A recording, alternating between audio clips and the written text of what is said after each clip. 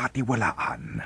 ABS-CBN News and Current Affairs. Panig sa katotohanan, panig sa bayan.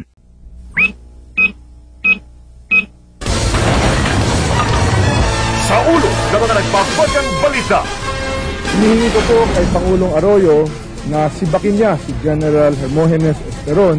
Peace Advisor Hermogenes Esperon pinasisibak ng mga senador kasunod ng umano'y pananakot na hindi ipagtatagol ang North Cotabato sa MILF. Esperon at North Cotabato Vice Governor Manny Piñol nagkasagutan. Eastern Petroleum umaming wala ng lugi sa diesel pero ibang kumpanya ng langis 5 piso pa raw ang babawiin.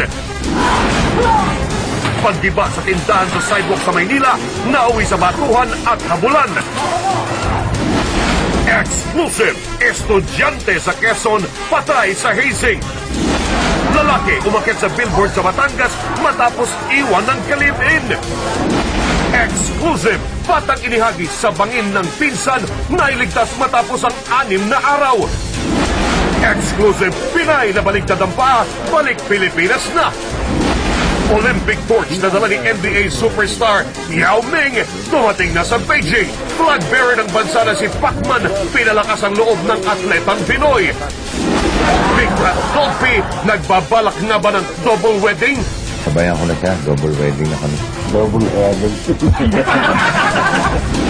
At exclusive, Piolo ibinilad ang katawan sa pinakamapangahas na pictorial.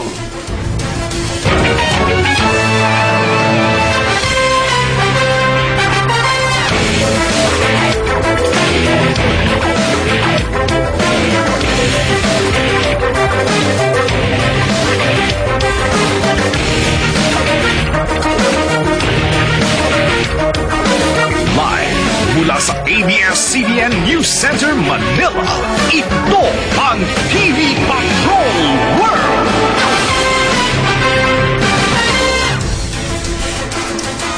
Magandang gabi, Pilipinas! Kami ang mga patrol ng Pilipino. Nagbabalita at naglilingkod sa inyo saan man sa mundo. Dahil sa pahayag ni Esperon na hindi tutulungan ng militar ang North Cotabato sakaling sumiklab ang kaguluhan doon, lalong uminit ang sagutan ni Esperon at